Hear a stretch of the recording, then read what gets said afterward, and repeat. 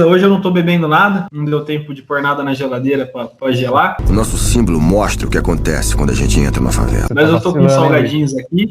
Segundo episódio seguido com a bebida.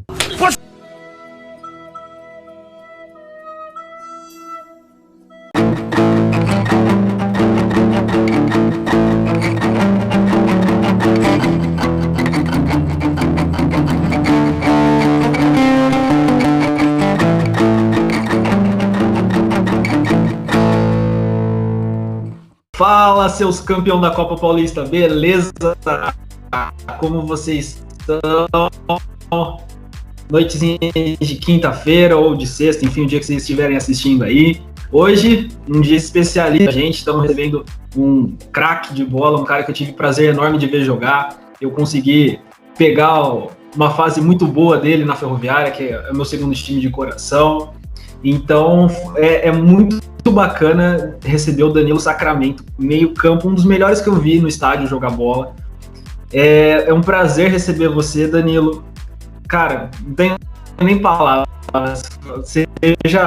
Seja feliz com a gente, porque a gente já está sendo muito feliz de ter você aqui. Boa noite, Luiz, boa noite, Lemão. Ele tá emocionado, hein, Lemão? É Ainda isso, bem que hein? tá de óculos, senão as lágrimas iam começar a escorrer ali, cara. Não, esconde. O óculos esconde. Eu que agradeço pelo convite. Vamos lá procurar fazer uma entrevista legal, uma entrevista divertida, que é o nosso perfil. Boa. A gente... No mundo tão difícil, a gente tem que sorrir, né? Com certeza. A gente chama de entrevista, mas é podcast, então aqui é uma conversa entre amigos. Boa, isso aí. É um bate-papo só, né? Uma conversa, que nem eu falei pra você, né, Danilo? A gente tá trocando uma ideia. Boa. Conversa entre amigos. Isso. A gente tem um ritualzinho também de sempre ou tá tomando alguma coisa ou comendo alguma coisa. Hoje eu não tô bebendo nada, não deu tempo de pôr nada na geladeira pra gelar, mas eu tô com salgadinhos aqui.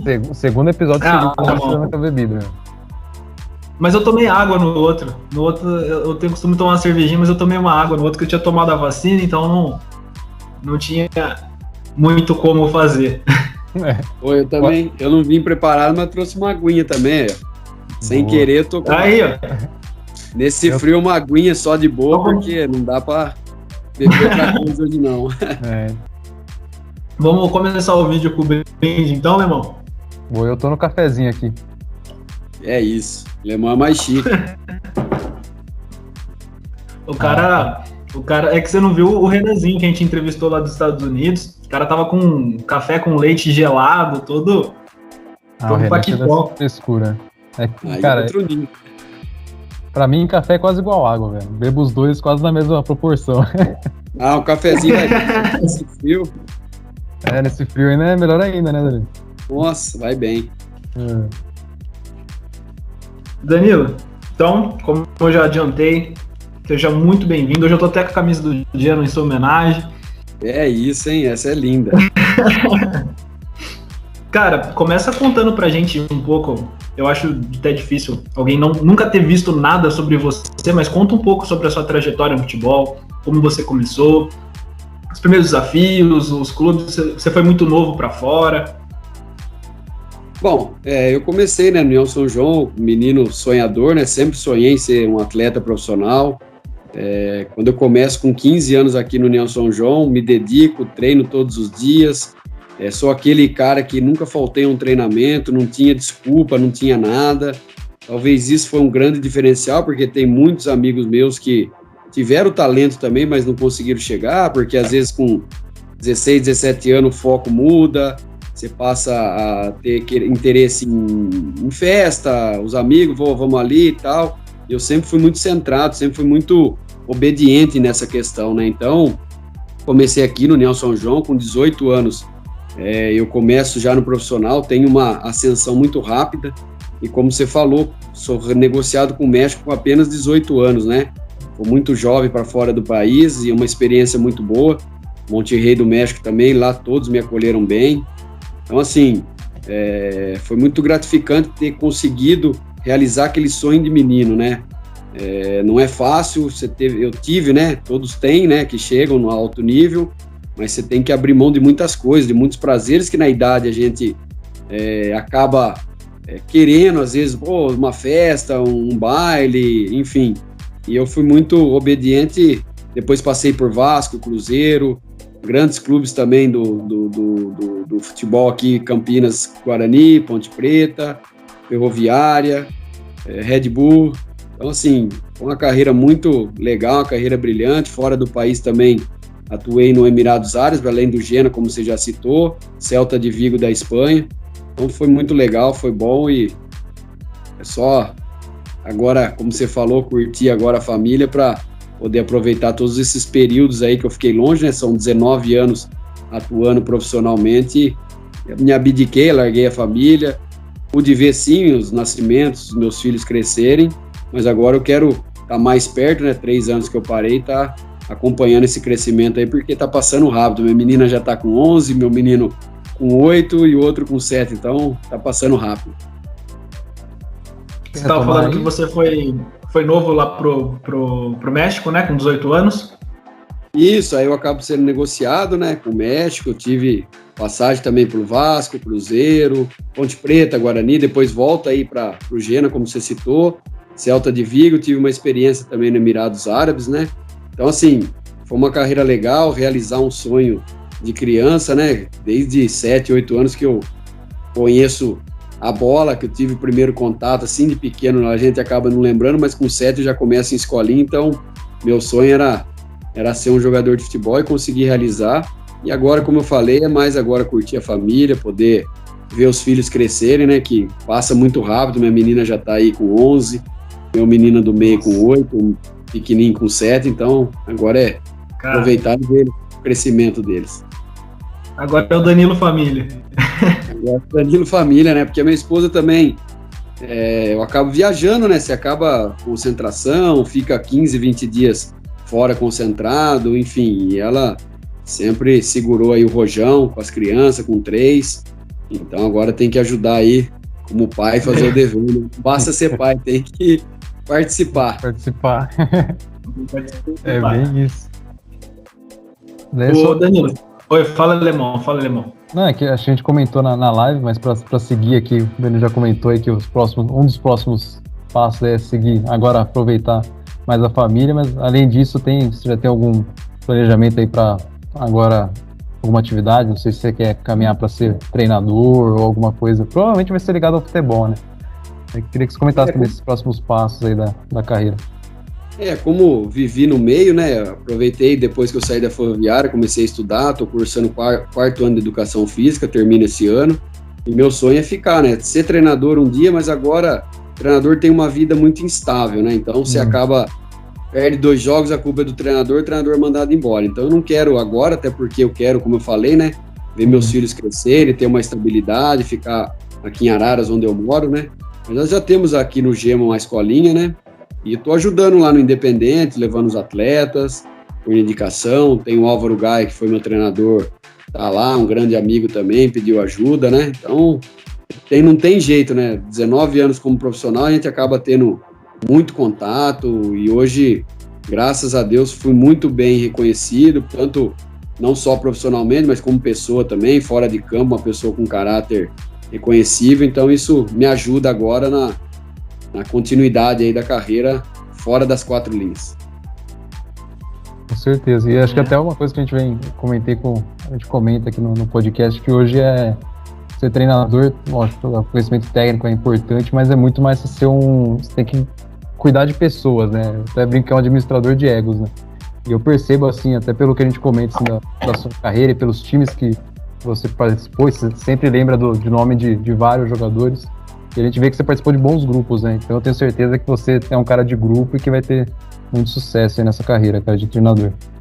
Sem dúvida, eu acredito nisso, né? Você saber gerir pessoas, até porque você tem um plantel, 30 elencos, cada um pensa de um jeito, então você tem que entender, às vezes conversar bastante, né? Eu tive grandes treinadores, eu cito o Vadão, o falecido Vadão, que foi um dos que eu mais me identifiquei, até porque ele tinha esse lado humano, ele sabia reconhecer. Às vezes você não treinou bem, mas ele sabia chamar a sua atenção, conversar o porquê, se tinha acontecido algum problema, porque somos seres humanos, né? Apesar de ser atleta, com cobrança, alto rendimento, que tem que ganhar os jogos, se não ganha, você já não presta, né? Então, assim, a mídia, pro torcedor, tem muito disso, né? Então, a gente acaba sofrendo uma pressão. E ele usava muito o lado psicológico, trabalhava também com um profissional ao lado dele, o Serapião, que era um psicólogo fenomenal, sabia fazer isso aí. Então, serei sempre grato a ele, porque me ajudou bastante, tanto profissionalmente, como pessoalmente também. Ô Danilo, você comentou da questão do treinador aqui no Brasil, a gente sabe, né? O cara, como você comentou, perde 2, 3 jogos seguidos, já não presta, já não vale mais nada, o cara pode, que nem a gente viu o Abel Ferreira, às vezes o cara ganhou uma Libertadores, uma Copa do Brasil e já não vale mais nada porque perdeu meia dúzia de jogo. Você como jogador, dentro de campo, como que você percebia essa pressão no treinador pela torcida? O jogador, ele percebe muito isso, ou na verdade o treinador não deixa chegar muito no elenco? Como que funciona? Não tem como não perceber, né? Até porque a torcida começa a chamar o treinador de burro, ali acaba o jogo, ela já vai fora X pessoa, o nome, por exemplo, Vadão mesmo, que era um grande treinador, sofria pressão, tanto no Guarani, eu peguei ele na Ponte também, e era um grandíssimo treinador, um cara fenomenal. Então, assim, a gente percebia, mas o que internamente a gente procurava fazer era nas reuniões fortalecer sempre o quê? O treinador, porque ele é a peça mais importante. A gente sabe que não é culpa dele que se perde o jogo. Claro que às vezes tem a culpa do treinador, tem, mas não é só a culpa do treinador. A culpa é dos atletas, a culpa é da diretoria também. Então, assim, todos têm que assumir a sua parcela de culpa, porque quando você joga a culpa só no treinador, você acaba querendo tirar a sua culpa. Então, isso aí não é legal. Então, eu sempre fui também muito reconhecido e me dei bem com todos os treinadores por isso. A gente sabia passar o grupo também, essa responsabilidade, vamos dividir o treinador, vamos assumir também que nós estamos mal, vamos mudar atitudes. Fora de campo, a gente cobrava alguns atletas que a gente sabia que acabava, saiu, foi para barzinho, ficou a noite sem dormir, não está rendendo. Então a gente tinha essa liderança também, né, para cobrar, para poder conversar, e a liberdade de ajudar também, porque às vezes a pessoa jovem, né, no Guarani nós pegamos 3, 4 jovens que começando a fazer gol, o cara já começa a dar uma empolgada, então tinha eu, o Fumagalli, o Hélito Monteiro, o Emerson, que já tinha uma experiência legal, e podia auxiliar os meninos nesse sentido também. E até uma coisa que você falou da diretoria, eu vejo muito isso. Às vezes a diretoria ela queima o treinador para se pôr de isenta na história, né? Ela não quer mostrar que ela que não contratou jogador, ela que não conseguiu fazer o time um time coeso. É aquela velha história eu até vejo muito isso nos Galácticos. Tem muita estrela, tem muito cara muito bom, mas que em si não se conversaram, não conseguiram dar uma liga tão boa, então não conquistaram títulos. Foi um grande time? Foi, maravilhoso. Mas não ganhou título, então acaba que, de certa forma, todo aquele dinheiro foi, tirando a questão do marketing, desperdiçado. Mas a gente tá falando isso numa realidade de Espanha, né? No Brasil é mais por questão de minha culpa, eu jogo pra ele, eu não quero, a culpa é minha, eu boto em quem eu quiser, né? Eu diria Homer Simpson. No futebol tem uma palavra muito, eu digo, ruim, né? A vaidade. A vaidade, ela é muito difícil. Você tem que saber assumir a culpa. Igual você falou, tem muitos diretores, muito presidente, que ele acaba, vamos deixar a culpa no treinador, a pressão é nele, e eu tô de boa. E não é assim, cara. Até porque quem monta time é a diretoria, tem toda lá uma comissão, presidente, diretor de esporte, gerente. Então, assim, cada um, como eu falei, tem que assumir a sua culpa, porque é fácil, né? Jogar a culpa no treinador. E aqui no Brasil, nós temos essa cultura, né? A culpa do treinador, perdeu 3 jogos, manda embora. E lá fora, não. Lá fora, por exemplo, no Genoa, o ano inteiro, peguei o Gian Piero Gasperini, que é um grandíssimo treinador, vem fazendo um grande trabalho com a Atalanta, sensacional. Passamos momentos ruins, com dificuldade, mas o presidente segurava, porque o presidente acredita e sabe que o trabalho é bom. Agora, é mais fácil aqui no Brasil essa cultura nossa, manda o treinador embora e traz outro.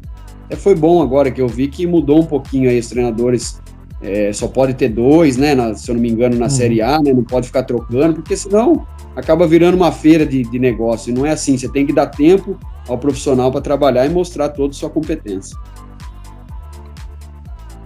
Sabe o meu medo dessa questão dos treinadores no Brasil? É que eu tô vendo que vão começar a fazer o seguinte, se eu não me engano é uma demissão e tem 2 treinadores no ano, né?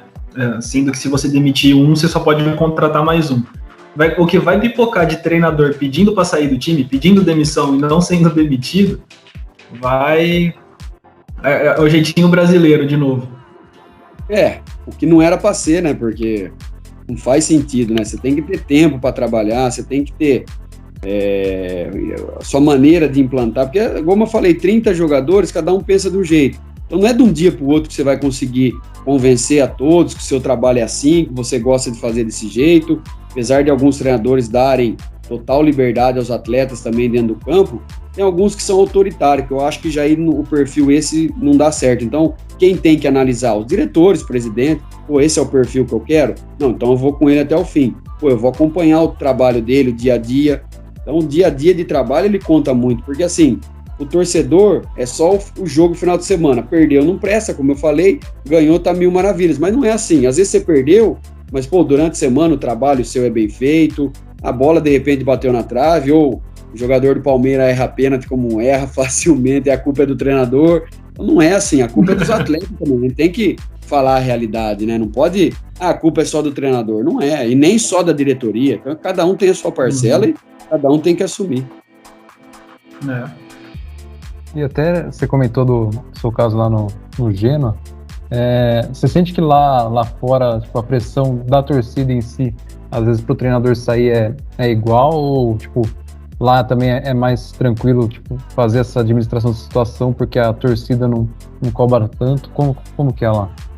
Lá eles são mais apaixonados, mas não tem essa pressão de perder o jogo. Pelo contrário, às vezes nós perdemos alguns jogos com o Genoa, jogamos super bem. Eles aplaudiam o Jean Piero Gasperini, que eles sabiam que o trabalho, porque lá, às vezes o treinador abria o treino, né? O torcedor um dia da semana, geralmente era de quinta-feira. Então o torcedor ia e via, acompanhava o trabalho de perto, sabia que era bem feito, o ambiente legal. Então, assim, o perder não é porque perdeu que o treinador não presta ou os jogadores não prestam. Tanto que fizemos uma boa campanha, ficamos em 8º colocado, né, no campeonato italiano, enfrentamos grandes times, pegamos o Milan com o Kaká voando, Del Piero na Juventus, Ibrahimovic na Inter de Milão. Então, assim, você tem que saber reconhecer também os méritos do adversário, né? Acho que vocês pegaram lá a última grande geração da Liga Italiana, né? Acho que a Liga Italiana tá voltando agora a ser forte, mas assim, naquela época ainda era segunda, brigava ali entre as principais, né? Eu acho que na época que nem o Milan, 2008, Kaká, Seedorf, Pirlo, Gattuso, aí você vai para Roma, tinha o Totti, próprio Cicinho que estava na Roma, na Tadei, Inter de Milão. Tadei também, né? Tadei, na Inter de Milão tinha o Maicon, tinha o Maxwell, Adriano Imperador, então assim, tinha grandes jogadores, todo mundo queria jogar no campeonato italiano. Depois acabou perdendo esse encanto, né? Muita bagunça, muitos clubes também sendo negociados, a própria Inter de Milão acabou sendo vendida, então acabou virando uma bagunça. Eu tava até comentando com o Alemão, naquela foto que você mandou pra gente, tava fraquinha a marcação em cima do você, hein? Só Zanetti e Figo. Essa daí um amigo meu briga, fala, essa foto aí não precisa falar nada, você não precisa escrever nada, só que realmente, não precisa, né, o Zanetti marcando e eu passo, é que não tem a continuidade ali, né, mas no vídeo eu passo no meio dos dois, então isso aí pra mim é gratificante, né, o Figo, um grandíssimo jogador, Zanetti também nem se fala, um marcador firme, forte, e eu, vamos dizer assim, bem magrinho, né, consegui passar no meio dos dois, então foi legal, como eu falei, foi uma experiência muito boa, poder não só jogar no campeonato italiano, que era um sonho de criança, mas poder conhecer outra cultura, poder aprender o italiano, então foi muito legal. Danilo, você também pegou uma fase que nem o Alemão falou, né, a última fase de ouro do futebol italiano, e você pegou também uma fase de zagueiros muito bons no campeonato italiano, né? No Milan, por exemplo, a gente tinha o Nesta, tinha, se não me engano, o Stan ainda estava por lá pela Itália. na Juventus tinha bons zagueiros, todos os times tinham bons zagueiros. Era muito complicado enfrentar aqueles caras. O Cannavaro o melhor do mundo. Cannavaro o melhor do mundo, recém-eleito melhor do mundo. Chiellini também, que era um grandíssimo italiano, um zagueiro fantástico. Era difícil, assim, o campeonato italiano, ele é muito força, muito pancada, né, e assim, eu venho de uma escola mais técnica, e até o Gianpiero Gasperini, quando eu chego no Genoa, né, pré-temporada, que lá, assim, o bom de lá é que a gente tinha 60 dias para fazer pré-temporada, para se preparar, então ele me chama e ele me orienta, né, eu estava ali aprendendo italiano ainda, né, e ele gostou dessa minha atitude de querer aprender o italiano, porque quando você chega num país, você tem que se adaptar, você tem que querer buscar interesse em falar o idioma, em aprender, então ele se identificou muito comigo também, aí os italianos brincavam que eu era o novo filho do Gasperini, porque ele passou a gostar muito de mim, passou a me orientar, então ele falou para mim, ele falou assim, ó, eu sei que com a bola você vai fazer coisas extraordinárias, mas sem a bola você vai ter que cumprir uma função tática muito importante, que é marcar o lateral sem a bola.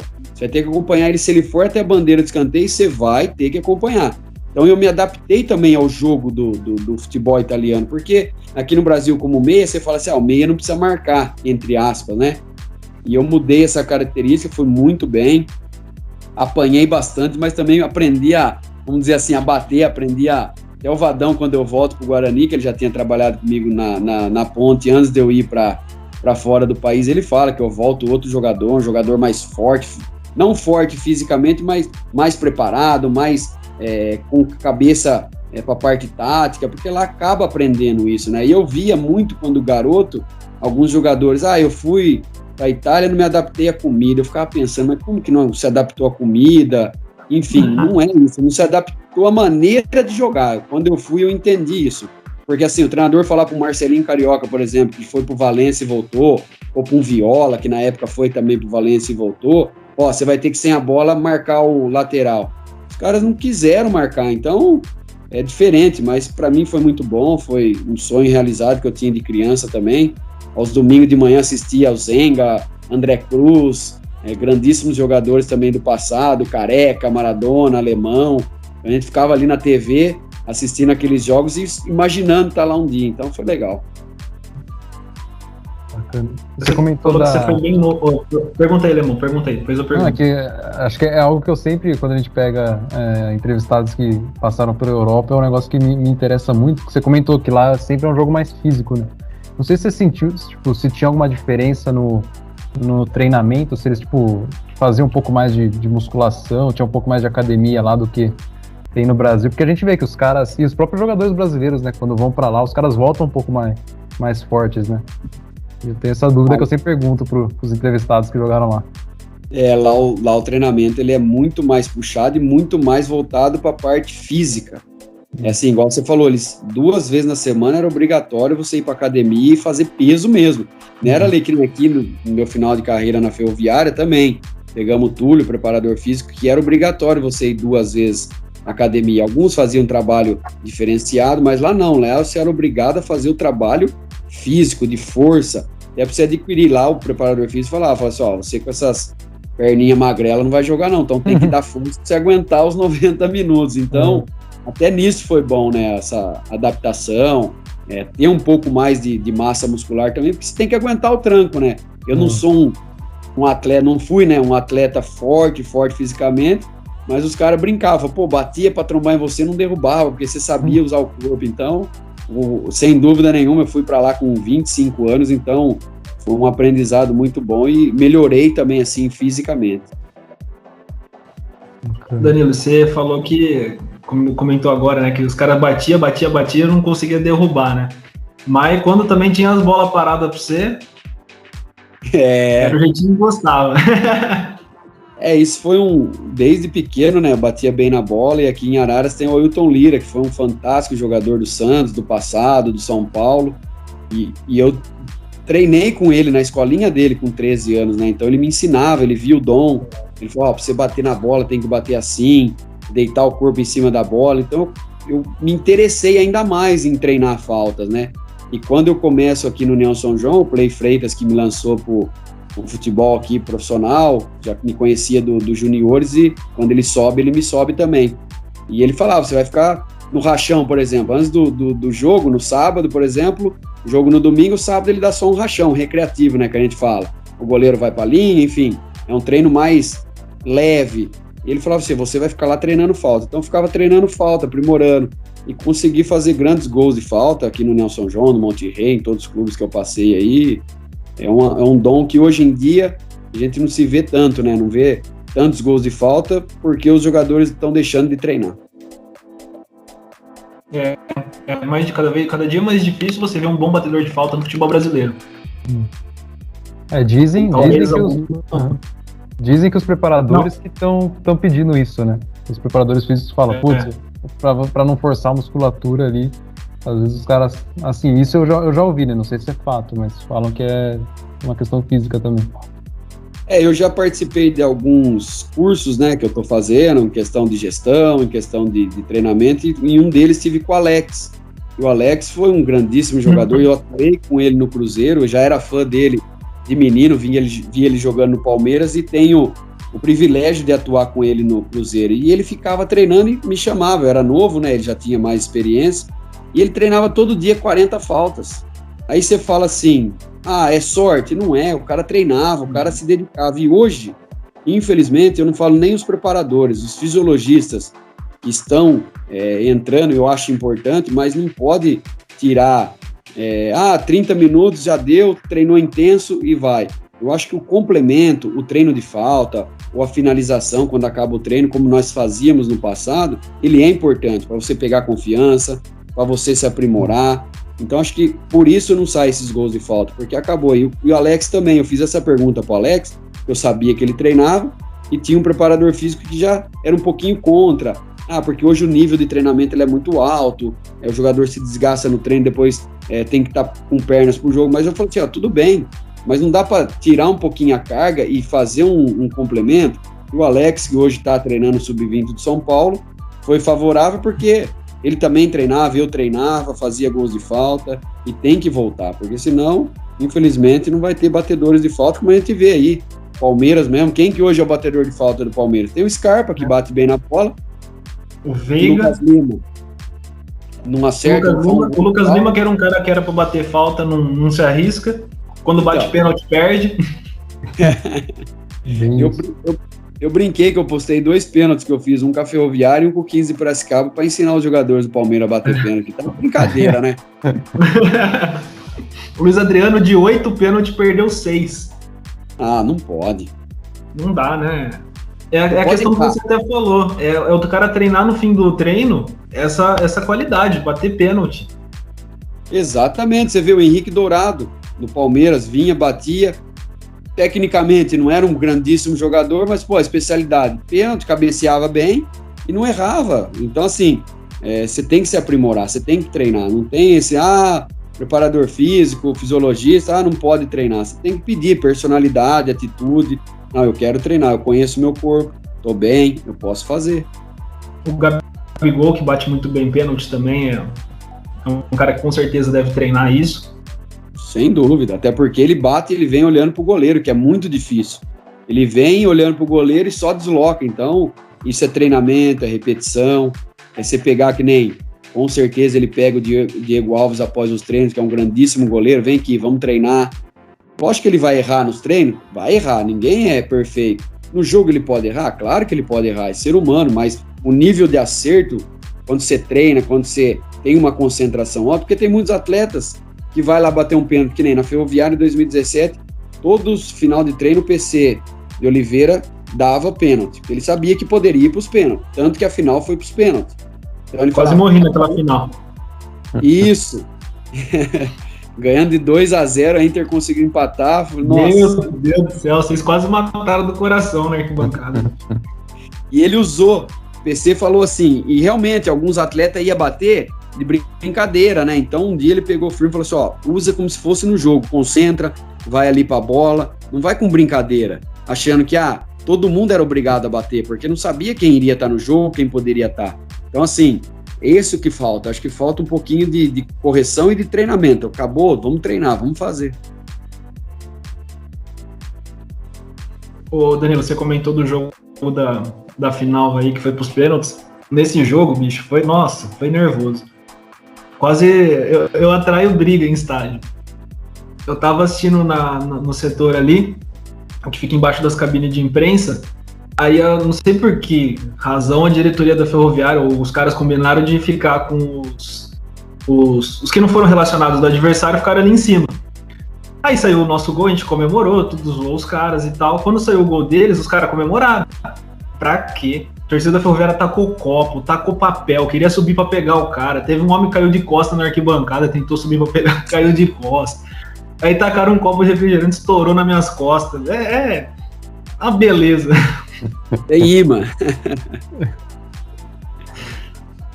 Danilo, você tava falando... pergunta aí, Lemão, depois eu pergunto. Eu ia puxar pro meu lado agora, a gente comentou dos grandes jogadores que ele enfrentou e que jogou junto. Até comentou do Emerson, que... Vai puxar pro teu lado? Por quê? Melhor jogador? Não, nem eu ia comentar de goleiros, mas assim, tô longe de estar perto do nível desses caras. Aqui, não sei se o Luigi comentou, mas aqui no Amador, aqui em Valinhos, eu jogo no gol, né, sou goleiro. Então eu ia te perguntar qual que foi o grande jogador, o grande goleiro que você enfrentou e um que você jogou juntos também. Que eu enfrentei foi o Buffon, cara. O Buffon era fenomenal, ele estava na Juventus, um goleiro que se impõe mesmo, é difícil, né, você fazer gol. Então esse aí era o mais difícil. O que eu mais gostei de jogar, cara, teve vários, eu não posso ser injusto com ninguém. Mas assim, o Tadeu tem um carinho grande, porque eu via no final de carreira meu e no começo dele, eu via o nível de treinamento, o esforço que ele fazia, o querer, essa coisa que a gente estava comentando agora, acabar o treino ele treinava, ele fazia o extra, não cansava.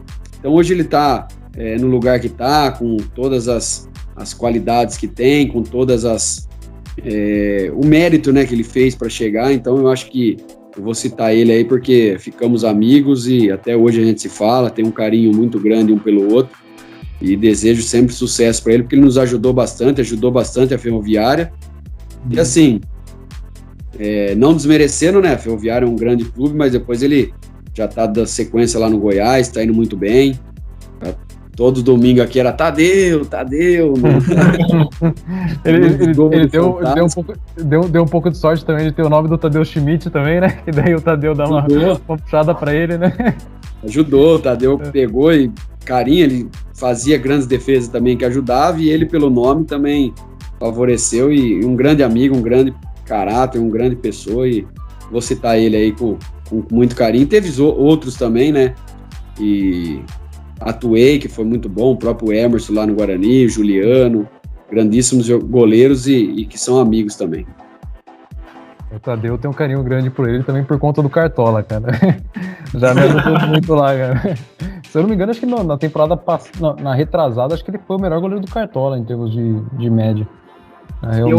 Eu acho até que o Tadeu ele é meio subvalorizado no cenário nacional, até com relação, eu penso, né, opinião minha já, com relação a uma chance na seleção. Eu acho que ele não foi convocado ainda porque ele joga no Goiás, porque não é o eixo que eles falam. Se ele jogasse num time de São Paulo, num time do Rio de Janeiro, eu acredito que o Tadeu já teria ido, pelo menos para ficar na reserva, mas ele já teria ido para a seleção. Um goleiro que tem muitas qualidades, como eu falei, tem essa virtude e fez grandes jogos, né? Eu lembro que eu também escalava ele porque cada rodada era uma rodada, né? Então, ele fez por merecer, sim, e como você falou, infelizmente, acaba ali, os jogadores da seleção é mais ali Rio, São Paulo, né? Que estão ali no time grande que acaba indo, né? Mas com certeza merecia, sim. Me deu azar também de estar hoje, tipo, o Brasil já tem dois dos principais goleiros do mundo, né? O Alisson e o Ederson, né? Daí tem o Everton, que também tá um absurdo aqui no Brasil, né? Então pegou uma geração também muito, muito talentosa. Né? Verdade. E é uma geração que aprendeu a jogar o que é uma característica dele, que é o goleiro jogar com a bola no pé. Desenvolveu muito isso, né? Então ele tá em pé de igualdade com os outros. Não, e ele, além de ter o dom, ele gostava de bater falta. Então ele ia lá, ele treinava, a gente acabava o treino, a gente quebrava o protocolo do fisiologista, que o fisiologista não queria. E eu com o Tadeu falava, não, nós vamos ficar treinando. Os caras ficavam bravos mesmo e deixar treinar, porque assim, a gente conhece o nosso corpo, a gente sabe dos limites, e eu acho que treinar falta é um dom que você tem que, quer dizer, é um dom, mas você tem que aprimorar, não é só o dom, você tem que treinar, você tem que estar ali exaustivamente repetindo, pra você pegar a batida na bola, o jeito. Então ele treinava também e arriscou, eu lembro que no próprio Campeonato Brasileiro ele arriscou em algumas cobranças de faltas aí. Ô Danilo, você comentou no começo da entrevista, né, que logo com 18 anos você foi para o México. Eu fiquei curioso de saber, assim, como é que foi a experiência de vamos falar assim, um moleque de 18 anos chegando num país completamente diferente, com relação ao futebol talvez não, porque os mexicanos também são muito apaixonados por futebol, mas como que foi você se olhar naquela situação e falar, e agora, o que eu tenho que fazer, como é que você se sentiu?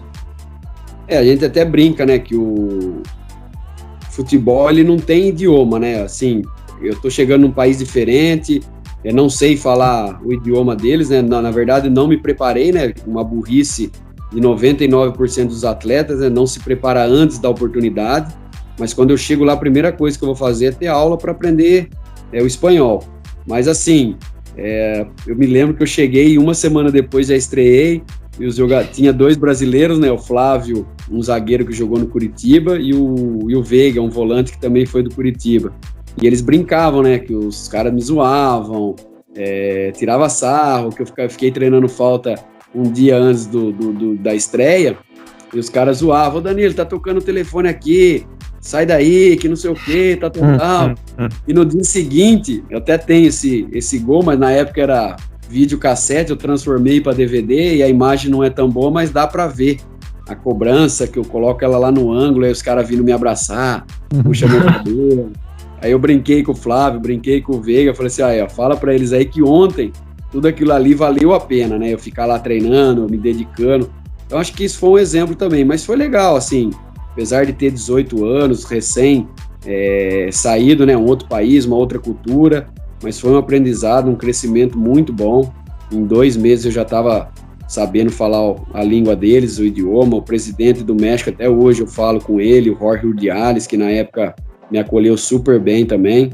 Então acho que é isso, as experiências que a gente acaba tendo e tem que aproveitar, que alguns atletas acabam, mesmo depois que vai, não tem interesse em aprender o idioma, só vou ali, porque realmente no campo você não precisa saber falar. Mas você tem que também, numa entrevista pós-jogo, é legal você saber o idioma, poder conversar, poder se expressar, né? Então isso é bacana e foi muito legal para mim. O Petkovic está há 200 anos aqui no Brasil e ainda não aprendeu a falar o português direito, né? eu atuei com ele no Vasco, ele é muito engraçado. Ele fala muito engraçado, levava a gente ele tinha um restaurante, não sei se tem ainda, mas na época de 2003, tinha um restaurante no Rio, ele levava, ficava contando, só conta brincadeira, só conta piada e fala tudo enrolado. Virou até meme a cara dele, né? O Rizek, se eu não me engano, brincou. Ele tava falando, e se não sei o que, e se não sei o que lá, o Rizek comentou, falou assim, Pet, se o Elton fosse 2 centímetros mais alto, ele pegava aquela falta. O Pet olhou pra ele com uma cara, virou meme a cara do Pet. Ei, Pet. Gente boa, gente boa. Ô Danilo, você tem muita amizade com os caras que você jogou nos outros clubes ou muitos se perderam no meio do caminho de conversar? Hoje o grupinho do WhatsApp? Então, hoje ficou mais fácil por isso, né? Você acaba cada plantel, hoje você já faz um grupo no WhatsApp, aí acaba tendo mais facilidade, mas antigamente não tinha, né? Nem hoje, Marcelinho Carioca, o próprio Petkovic, Edmundo. A gente segue no Instagram, mas assim, não tem mais aquela proximidade, contato diário. Mas hoje, com assim, o WhatsApp, o próprio Instagram, você acaba tendo o grupo do WhatsApp da Ferroviária 2015, nós temos até hoje, 2017, o Guarani 2012. Então, sempre a gente é convidado a voltar lá no clube, rever os amigos que atuamos juntos, foi vice-campeão paulista. Na Ferroviária, 2015 também, campeão paulista da Série A2, então hoje tem uma acessibilidade melhor, né? O Danilo, Agora voltamos para o passado, agora de volta para o futuro, como fala o filme, né? Quando você foi para a Espanha, você sentiu muita diferença da Itália para a Espanha? O futebol espanhol ele é muito parecido com o nosso, né?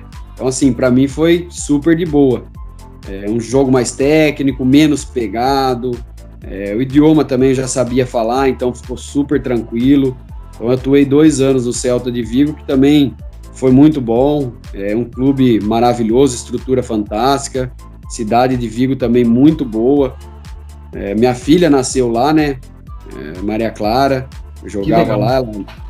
Então foi uma experiência legal e Vigo tá sempre na minha memória, até porque minha filha acaba nascendo lá, então não tem como não ter um carinho melhor. Todo mundo fala, você gostou mais da Espanha ou da Itália? Eu falo, cara, a Espanha mais ainda por minha filha ter nascido, mas não posso deixar de agradecer a Itália, porque eu fui muito bem lá, joguei 27 jogos, Série A, Campeonato Italiano, e como já citei, né, muitos jogos com grandes jogadores, Ibra, enfim. Então foi muito bom também. E até entrando nessa, você comentou aí os grandes jogadores que você jogou junto aí, né, uns craques. Vou te colocar numa fogueira aqui dentro. Você vê que o Luigi é o cara que passa um pouco mais do pano, eu coloco nas fogueiras, né? De todos os craques que você atuou junto, qual que você... Ou pode colocar uns 2 ou 3 aí dos melhores jogadores que você jogou junto. Cara, é até injusto, né, citar só 2, 3, porque assim, ó, eu peguei o Alex, cara, fenomenal. Peguei o Edmundo, cara, o que esse cara treinava, o que ele se dedicava, Marcelinho Carioca, o Marques, cara, o Marques eu concentrava com ele, eu menino, o que eu aprendi com ele, do Atlético Mineiro, do Corinthians, não tem como falar, né, então assim, foram vários jogadores, no próprio Geno eu peguei o Divai, o Marco Borriello, 2 grandíssimos jogadores que nos ajudava também, conversava, dava moral. O próprio Edmundo no Vasco, Marcelinho no Vasco também, me acolheu bem. Então eu sou grato a todos esses caras aí, porque se citar só um também, seria injusto, né? Então, são grandes craques que eu tive o privilégio aí de atuar junto. Tudo isso de craque que você jogou junto, eu te joguei numa fogueira mesmo, porque... Não dá pra citar só 2, né, Alemão? Então, pô, você falando, eu já fiquei difícil de... Falei, putz, se fosse pra eu... Acho que nem a gente assistindo você falar, não dá pra falar 2 ou 3 só. Então. Aí eu ia ser injusto, né? Os caras. E até falando da sua carreira, assim, acho que também, às vezes, a gente se analisando, isso é meio difícil de falar, né? Mas onde que foi, assim, que você sente que foi o seu auge, assim, você fala, putz, aqui eu joguei melhor? Foi no Genoa ou foi aqui no Guarani, na Ferroviária? Onde que você sente que foi, assim, seu auge?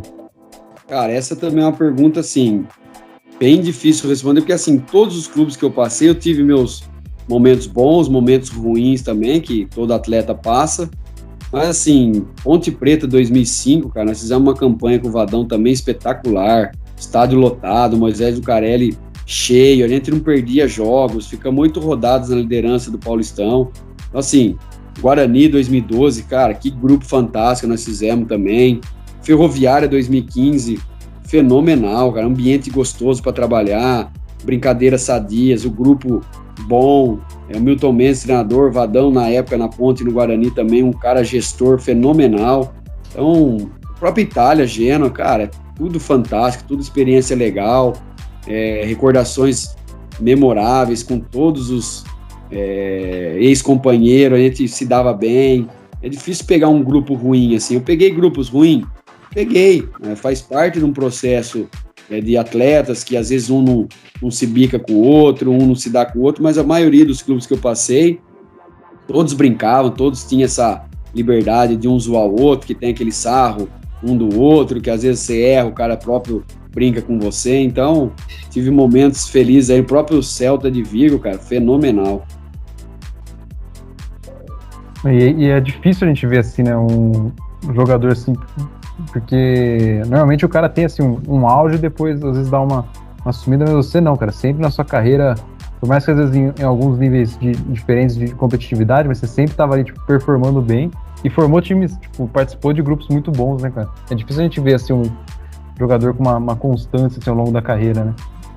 É até uma virtude isso, porque realmente faz parte, né, de qualquer atleta ter altos e baixos. Claro que eu tive momentos de baixa também, isso aí faz parte na carreira, né? Mas a maioria aí, graças a Deus, foi muito, muito bem. Formei parte de plantéis espetaculares, como eu acabei de citar aí. E até hoje, né? Até hoje falo, né? Quando posso, quando reencontro, por exemplo, fui num jogo de ex-atletas com João Paulo, Careca, jogadores que lá do passado, né? Que eu não atuei, por exemplo, o Careca eu nunca joguei. João Paulo, sim, no final de carreira eu peguei ele aqui no União São João, eu começando e ele terminando, né? E foi muito bom. E reencontrar os caras vêm, conversam. Então isso aí é legal, né? Você poder, mesmo não ter atuado com o cara, você tá ali num ambiente legal, um ambiente gostoso. Isso é bacana.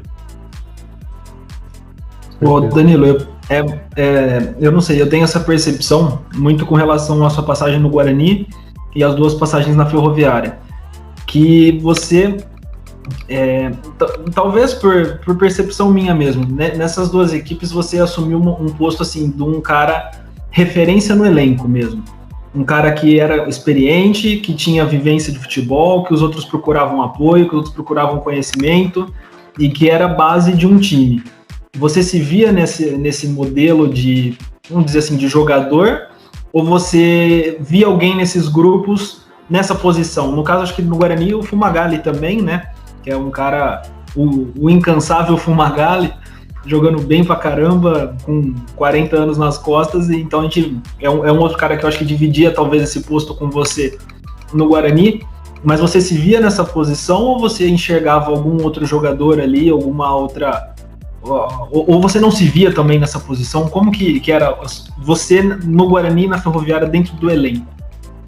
Os treinadores, né, antes do campeonato começar, na própria pré-temporada, tanto o Vadão, como você falou, no Guarani, o Milton Mendes na Ferroviária, ele me chama, né, e mais 5, né, para ser os 5 capitães, né, não ter só um. Eles revezavam, né, cada jogo era um com a faixa, mas eles citavam assim, os 5 são referências, né, e deixava claro isso pro elenco também. Questão de, vamos cobrar premiação, vamos conversar com o presidente. Fumagalli, fenomenal, já era ídolo do Guarani, eu nunca tinha atuado, então tinha esse posto muito mais acima, né? Mas eu também tinha uma voz ativa boa, até por ser um cara do bem, saber conversar, saber explicar. O Fabinho também exercia muito bem, o Emerson, goleiro. Na Ferroviária, Alain Mineiro, Thiago Ada, próprio Rodolfo, um goleiro espetacular, que acabou tendo problemas aí com droga, mas era um grandíssimo goleiro, tá retomando a carreira aí, torço muito por ele, porque é um cara espetacular. Então eu me vi assim, até por o treinador deixar claro isso, né? O Danilo tinha 30 anos, na Ferroviária um pouquinho mais, 33, um dos líderes do elenco. Então acho que isso é legal. É difícil acontecer, porque geralmente, que nem na Ponte Preta, o Vadão não fez isso. Talvez por ser mais novo, não ter tanta experiência, ele deixou só um capitão. E assim, eu acho que um capitão, sim, para representar ali na hora de tirar a coisa, mas durante um grupo de 30 jogadores, você tem que ter mais líderes, mais pessoas que puxam o pessoal pro bem, porque os 5 era assim, às vezes um cara ia reclamar da comida, você, peraí, vem aqui, não reclama, tem muita gente que não tem o que você tá comendo, então, ser o líder do bem, né, como eles chamavam, né, então isso é importante, não ter só um. E como eu citei, o Vadão e o Milton Mendes formou um pilar ali de 5 e acabou dando muito certo. E eu era um deles nos 2 clubes. Não, era perceptível. Não sei, né? A gente como torcedor, a gente sente muito isso. O Alain, você, o próprio Tadeu depois, eu acho que mesmo jovem, ele já era uma referência. Não sei se ele estava nesse grupo, né? Mas ele já era uma referência pra gente também. Então é bacana você pegar essa ideia, e a gente vê muito isso também nos times hoje. Eu pego o exemplo do Palmeiras. A gente tem Felipe Melo, a gente tem Gustavo Gomes, a gente tem o Everton, a gente tem o próprio Rafael Veiga, se você quiser. O Luiz Adriano, ele é mais experiente, mas eu já não vejo ele com a com a mesma liderança dos outros que eu citei antes, mas também é um dos capitães. Então é bacana a gente ver essa coisa dentro do futebol, coisa que a gente não sabe, né? Que o treinador chama os caras e fala, vocês são, a gente sente, mas não percebe que os caras trocam de faixa, mas não sabe que teve essa conversa sem estar no holofote, né? E eu acho importante, até porque você divide a responsabilidade. Um capitão só, o cara fica muito sobrecarregado. Porque não tem como o cara ver também muitas coisas, porque o capitão nada mais é do que o cara representativo para o treinador. Mas quando você exerce com 4, 5 lideranças, e lideranças que detectam a liderança do bem, porque tem muitos líderes também que eu vou falar para você, o cara é terrível. Mas esses daí que o Vadão escolheu tanto no Guarani, no próprio Milton Mendes na Ferroviária, o Tadeu em 2015 não fazia parte, né? Era o Rodolfo, o goleiro. Então, assim, líderes do bem, líderes que ajudam, líderes que... o cara reclamou ali o galão de água, aí você já corta, vem aqui, pensa pro lado positivo, você agrega coisas que talvez o cara do mal fala, realmente, o cara falou que aquilo ali é ruim, o cara do mal chega e fala assim, realmente, isso aí é ruim. Então, você passa a ter coisas ruins, negativas, e a gente era o contrário. O cara falava, reclamava de uma coisa, já ia conversar. Então, assim, isso é importante, fundamental num grupo. Acho que dividir responsabilidades, você não pode dividir com todo o elenco, mas você tem que ter aí um pilar que possa te representar, no caso o treinador, que não tem como também ver tudo, né? E é coisa que acho que esses pequenos detalhes que fazem muita diferença às vezes no campo, e que às vezes a gente como torcedor nem fica sabendo, mas que acho que ressalta ainda mais sua importância e o seu caráter aí durante a carreira, né? Acho que a gente vê o que você fez dentro de campo, mas esses pequenos detalhes com certeza fizeram muita diferença nos clubes que você passou, né, cara? Porque você tem um elenco unido é outra coisa, né? E tem um detalhe, né? O Vadão, em 2012, ele acabou perdendo o Gersinho, que era o auxiliar de 40 anos juntos, tal. O Gersinho acabou saindo. E até hoje, o Odair Batistella, meu amigo, ele acaba assumindo, mas ele não tinha, vamos dizer assim, a experiência de chegar para o seu Vadão, troca esse aqui. Ele tinha um jogo com 30 minutos do segundo tempo, ele estava perdendo para o Joinville em casa, no Brinco 1-0, e eu não vejo nada de mudança, e como um dos líderes e com total liberdade, chego e falo pro Vadão, quanto tempo tem de jogo? Ele falou 30 minutos, falei, Vadão, tira o Jackson, o volante, você me recua, eu faço a função de saída de bola e coloca mais um atacante. Ele colocou o Ronaldo, centroavante. E aí o time vira 2-1, o Ronaldo faz um gol e sofre um pênalti. Aí o Vadão acaba o jogo. Então, acaba o jogo, ele brinca, né? Fala, você tá com o perfil de ser meu auxiliar, né? Mas eu tinha 30 anos, né? Aí o Odair Batistella brincou, falou assim, Vadão, mas ele deu sorte. Eu falei assim, não dei sorte. Assim, se dá errado, a gente já tava perdendo de 1-0, 30 minutos do segundo tempo, você tem que tentar algo diferente. Tirou um volante e colocou mais um centroavante, e eu consegui recuar ali para fazer a saída de bola, que eu tinha essa qualidade para sair com a bola bem, e conseguimos virar o jogo. Não é porque eu falei, eu acho que você poderia ter falado, porque tentamos algo diferente, e acabou dando certo, né? Então, essa liberdade, ela era dada também, né? Nunca eu iria quebrar a hierarquia de chegar e falar pro Vadão faz isso ou faz aquilo, mas ele nos dava essa liberdade, né? Então isso é importante também. A questão da confiança que você falou que ele tinha nos líderes, né? Perfeito, isso aí. Faz toda a diferença. Com certeza. Danilo, o papo tá muito bacana, acho que a gente vai ter que ter um episódio 2 aí. Nós estamos chegando aqui na nossa, quase 1 hora aí de episódio. Não sei se o Luiz quer fazer mais uma pergunta aí pra fechar. Eu tava pensando aqui. O Danilo, a Ferroviária, vou puxar minha sardinha agora, né?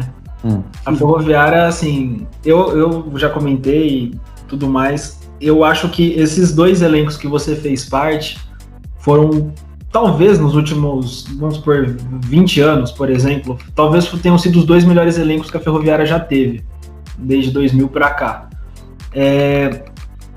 Você acha que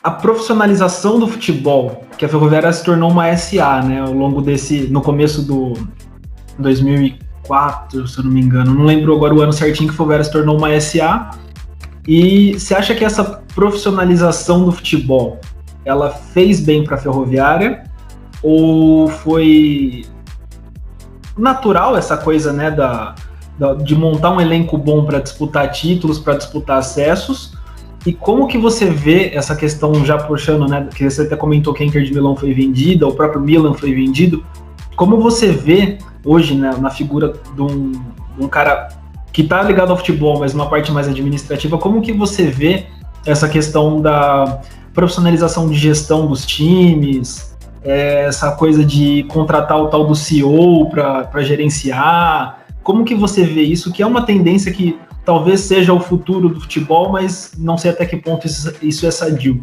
Como você vê isso? Essa é uma pergunta bem difícil, assim, é muito complexo, né? O futebol hoje mudou demais.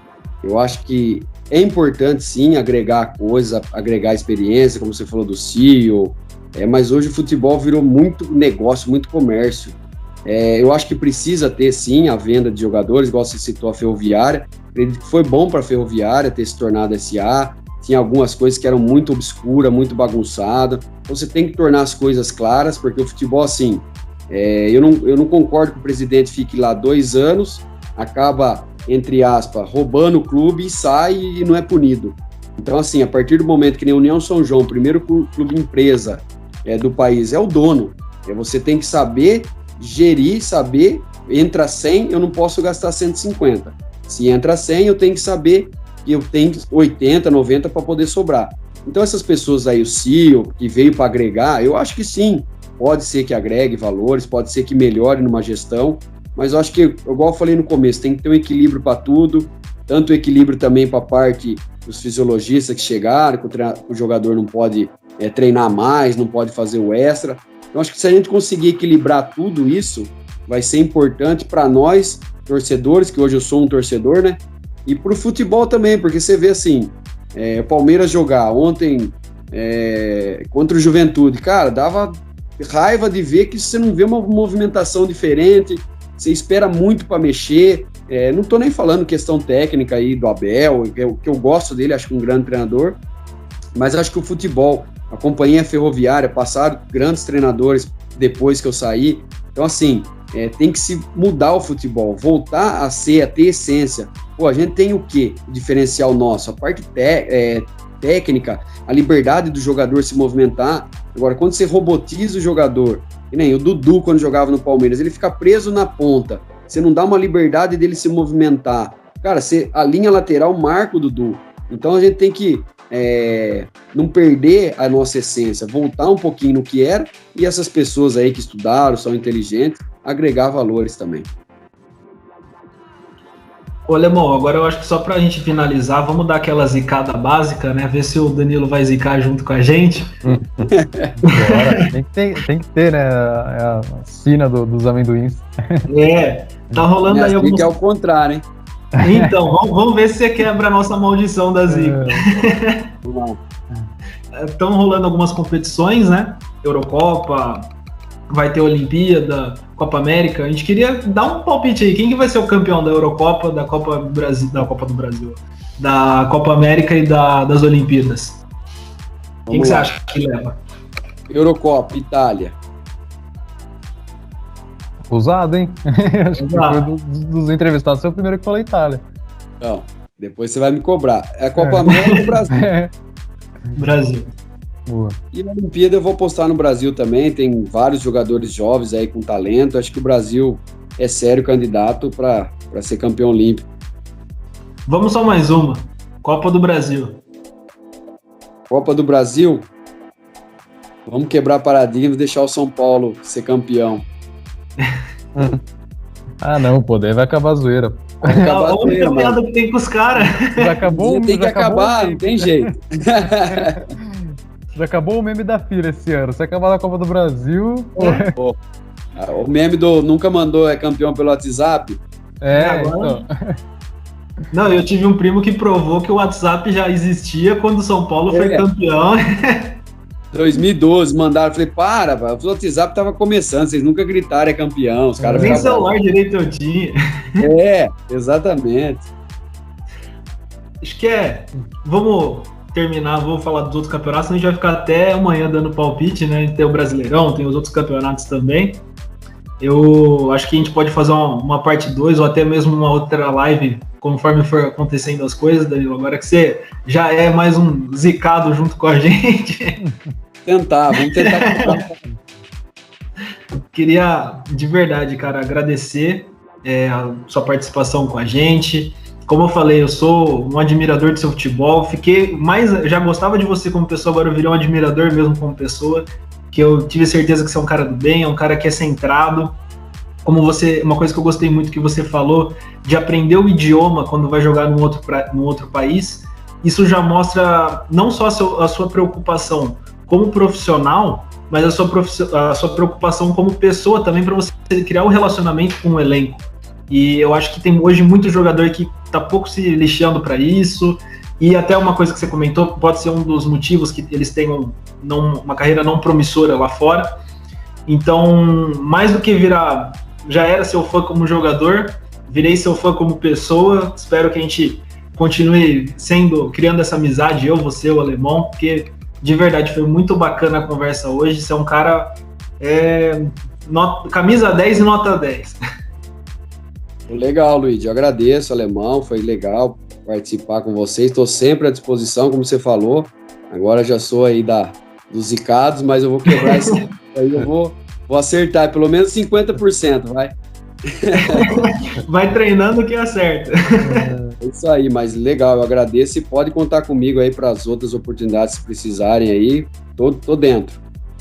Faz só uma finalização, Danilo, alguma consideração que você queira fazer, e a gente sempre pede assim para os convidados, dar uma dica pro pessoal que está começando, que está querendo virar jogador, que sonha com isso, que eu acho que é o sonho talvez de 90% de meninos e meninas brasileiros, o sonho é virar jogador de futebol. Dá uma dica para o pessoal como conseguir chegar lá. Antes da dica, eu quero sim agradecer demais aí minha esposa que está sempre comigo, já há 20 anos, me aturando, né, como ela mesmo fala. Começamos a namorar muito novo, com 3 filhos especiais, maravilhosos. Então, assim, sou muito grato a ela por tudo que fez, meus pais também, né, por meu início de carreira. E o conselho que eu dou é o que eu falo hoje para os meninos aqui, não só em Araras, mas também ali que estou ajudando Independente. Faça sempre valer a pena, né? Nunca se acomode, busque sempre o algo a mais. Se eu sou déficit em cabeceio, eu vou treinar todo dia meu cabeceio. Se eu sou ruim de passe, eu vou treinar, porque eu acho que o treinamento ele aperfeiçoa, só o talento não basta. Eu já vi muitos atletas com talentos espetaculares ficaram pro meio do caminho. Então eu acredito muito no trabalho, na perseverança, e você aí que sonha um dia ser atleta profissional, saiba que terá que abrir mão de muitas coisas, principalmente na fase ali da adolescência, que tem muitos prazeres, né? E a gente acaba tendo que perder um baile, uma festa, enfim, e se dedicar, porque você tem que estar com o corpo bom para poder executar e desempenhar o seu melhor no dia seguinte, né? Então, esse é o melhor conselho aí que eu deixo para quem quer ser um atleta. Lemão, suas considerações? Não, só agradecer o Danilo aí pela oportunidade, que nem o Luigi já era um fã pela sua trajetória no futebol, e agora te conhecendo, vendo toda a sua humildade e toda a disposição de estar conversando com a gente aqui e ver que é um cara que realmente é apaixonado pelo futebol aí, mesmo agora aposentado, ainda está acompanhando bem o futebol pelo que a gente vê. E, cara, só te desejo tudo de bom aí, sei que no que você for fazer na sequência da sua carreira, você vai ser bem sucedido, porque você tem humildade, você é dedicado e com certeza vai acontecer só coisas boas na sua vida, e o que precisar da gente pode sempre contar aqui com os amendoins, que estamos aí pro que daí vier. Valeu, agradeço as palavras, obrigadão mesmo. E quando vier para Araraquara, dá um toque que a gente vai assistir um jogo na arena junto. Fechado, beleza. Combinado. Pessoal, queria agradecer vocês, mais uma entrevista nossa do FodaCast com o grande Danilo Sacramento, craque de bola, parceiraço. Foi muito show ter ele aqui com a gente. Só aqueles recadinhos básicos, deixa seu like no nosso vídeo, se inscreve no canal, manda para aquele tio chato que só manda fake news no WhatsApp, aquele cara que fica deitado no sofá o dia inteiro fazendo nada, vai ele para assistir um vidinho legal, uma entrevista bacana de futebol, ele vai gostar, vai por mim. Pessoal, brigadão mesmo aí pela presença de vocês, e sigam o nosso Instagram, @FodaCast, PHODACast, CAST. É isso, um beijo, um queijo a todos, se cuidem, até a próxima. Valeu, pessoal. Até mais. Beleza?